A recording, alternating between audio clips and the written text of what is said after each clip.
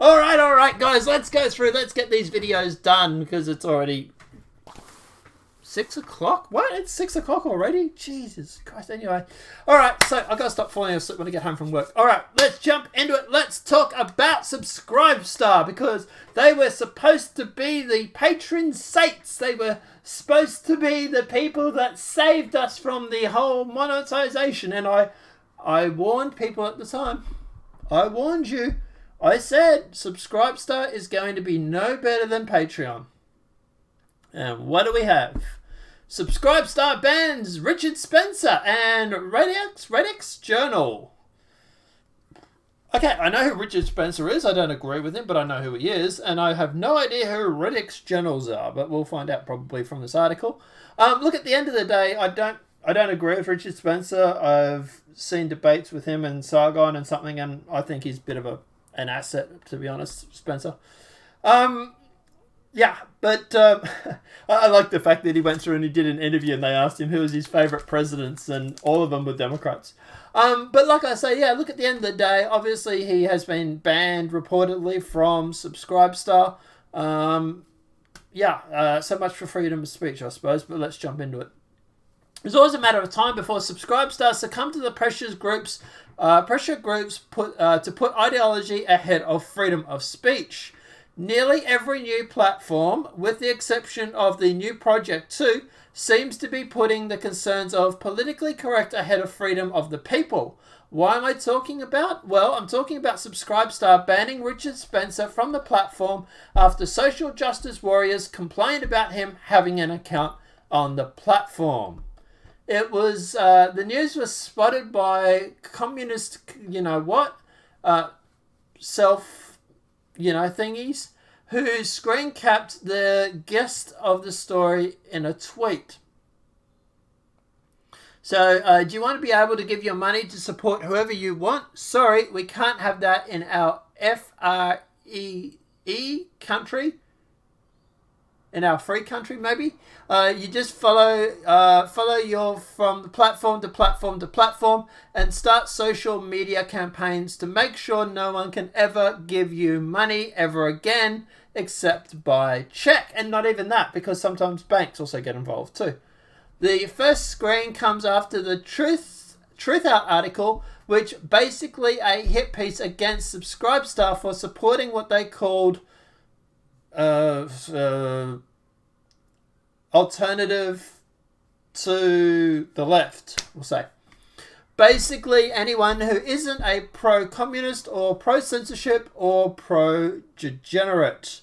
In the article, they explain. Subscribestar seems to intent to making itself the primary platform for those shattered by other payment platforms, similar to the platform's Gab relationship to Twitter or BitChute's clone of YouTube. Although even BitChute went through and deleted videos just recently. So, even that. While Subscribestar has made a name for itself by promising not to interfere with creators' content, there has been a concern from some Subscribestar users that may end up responding to complaints from outside parties. Moreover, the platform hasn't gone without pushback. PayPal stopped business in 2018 with Subscribestar when the company touted figures like Milo and Sargon of Akkad. Really? They think they're, what? Really? Wow. He's Jewish. So, that would be a neat trick. And he's a libertarian. Okay. Well, it really does go to show. The pendulum really does swing far, doesn't it? But anyway, apparently these two are this. So, yeah, go figure. It's among its new clients. Subscribestar said in a statement to Truth Out that there is no longer a Subscribestar account associated with Milo because he has bad thoughts and we have to spank him. After catching the attention of Subscribestar and painting the company in a negative light, Subscribestar responded by axing Spencer's account and shutting any affiliation accounts with Spencer. This included his main Subscribestar account and the Radix Journey account. If you attempt to visit Spencer's Subscribestar account, you will get the following message. Profile didn't pass the review process. Please be aware, due to extremely high volume of recent submitted profiles, it's possible the profile was rejected by mistake. Okay. In an update to the original throughout piece, it's explained that Subscribestar contacted them and notified them that Spencer's account has been terminated. So they wrote, on May 12th, the day after this article was published, Subscribestar announced that it has suspended the Radix Journal's Subscribestar account that Richard Spencer was trying to use for subscription donations. Subscribestar said in a statement to the Chute that its screening team had initially failed to discover any connection between the previous rejected accounts of Mr. Spencer and the new Radix Journal account, saying he was trying to establish more recently. The Subscribestar team also said that the company had reviewed the content published by Radix on its website to the date and didn't find anything that violated our terms of service. Okay, so why was the account deleted? If at the end of the day you didn't find anything published by Radix on its website to the date and you didn't find anything, why was it deleted? Essentially, people like Richard Spencer can't even be funded by people who want to fund him, even when he isn't violating the rules. Worse yet is that the associated networks or content facilitators such as Radix Journals are now off the table for receiving funding as well. So basically, it's deplatformed by association. The YouTube channel barely boasts 1,300 subscribers as of writing this article, yet for leftists, even the existence is too much for them to bear. In simple terms, leftists don't even want people voicing opinions in any capacity they don't agree with. I've actually had people saying that I need to be censored on this channel. I've had people at Media Matters to say that we have to suppress this guy. He is getting too popular. Now, that was about a year ago. And that tweet was posted and deleted within 5 minutes because I presume they were supposed to DM it, but they stuffed up. And I'd like to know what the response was. But yeah, apparently someone added Media Matters and they added me. And the only reason I know about it was because it came up on my phone as a notification. I should have screenshotted it straight away. But I was like, what? And I slid to open, because I have an iPhone, I slid to open the notification. And by the time I had done that, the message had been deleted. So, yeah. Like, even me with, like, I think at the stage I had, like, 1,500 subscribers or something. Like, we've gone bigger than since then, but, like, and we still continue to grow every day, even with the suppression of YouTube. But I was going to say, but, you know, but yeah, it's just, yeah, like, yeah, but anyway. Other centrists will argue that people like Spencer deserve to be censored. Not me, I think he has a right to speak. But by proxy, people who had defended Spencer's freedom of speech, such as this site, deserve to be censored for simply defending someone's right to freedom of speech. Look, I don't like Spencer's views. I think they're wrong. I don't agree with them, but I think he has every right to speak. And here's the thing, right? Here's my question. Okay, say you go through and you force this guy underground. Great, terrific. Who's going to debate him? The left don't debate anybody, right? We know that for a fact. They just want to shut everybody's down. He's not going to stop talking. What he's going to do is go and make a private Discord somewhere, invite just the people that he wants on the Discord, which if he hasn't already, and then they're just going to sit there and they're going to circle jerk over their views. Anybody that goes through and debates these views on the Discord will just most likely be banned. And it's just going to be, it's going to be a bubble. It's going to be an echo chamber. All because you want him banned from YouTube. Or you want him banned from Patreon or Subscribestar. Not obviously this article. This article's sticking up for him. But, you know what I mean? Like these leftists. If he's on YouTube, for example, right? We can make video responses to his content. But the thing is that even us making a response video will get us suppressed by YouTube. We're not even agreeing with the guy and we're getting suppressed. You think of anything, well, we know why, but you think of anything that they would be wanting us to speak because we're trying to discredit what he's saying. But no, even that is, against hearsay. Even that is heresy, I should say. At the end of the day, if you want people to debate Richard Spencer and all these sort of guys, don't censor them. Let them speak. Let them put their videos up on YouTube.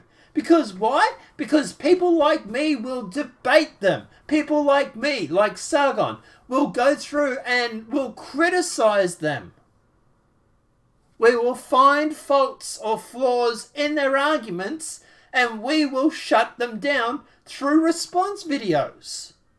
But guess what? We can't do that now because even I would not be invited onto Richard Spencer's Discord. And even if I was invited on, how long do you think I'm going to last on there if I start debating him? Why? Because you want to censor people. Do you get the feeling it ain't working? We seem to have a more polarized political spectrum right now than we've ever had in history, that at least I can remember. And what has changed over the past 5 years?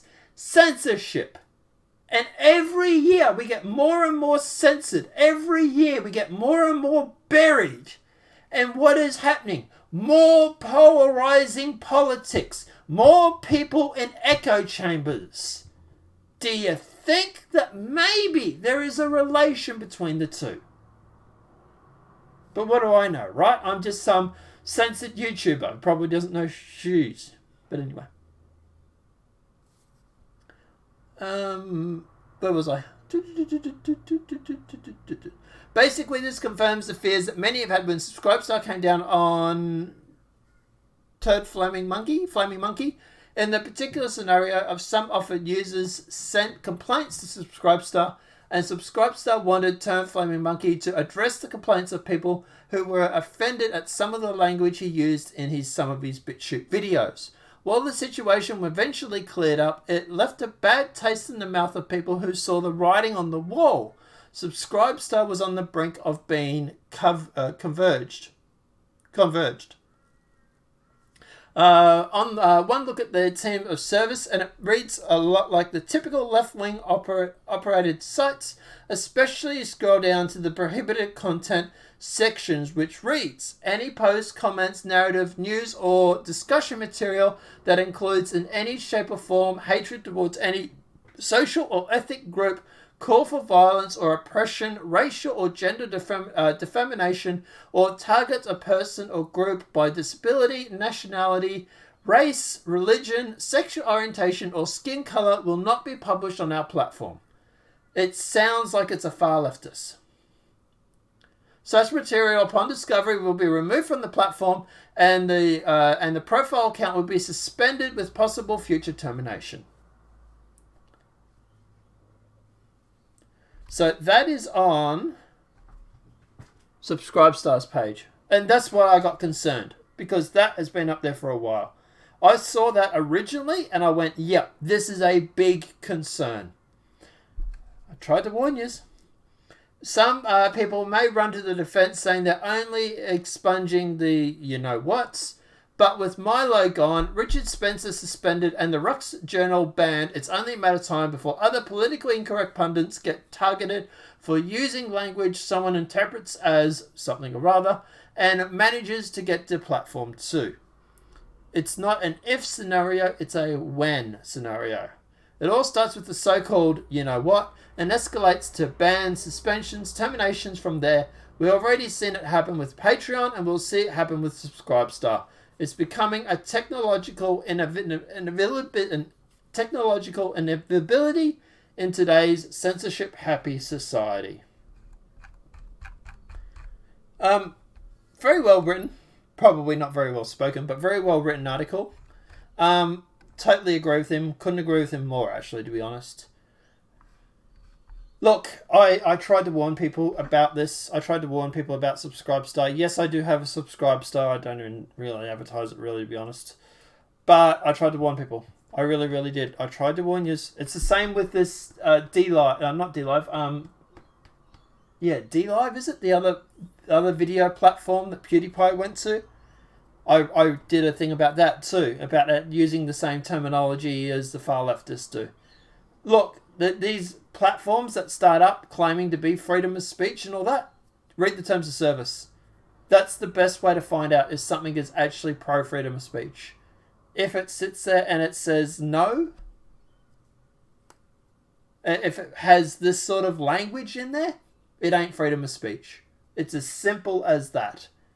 The amount of times I felt like making my own platform and just literally putting rules. Do not break First Amendment. That would be it. That would be my only rule. Follow First Amendment guidelines.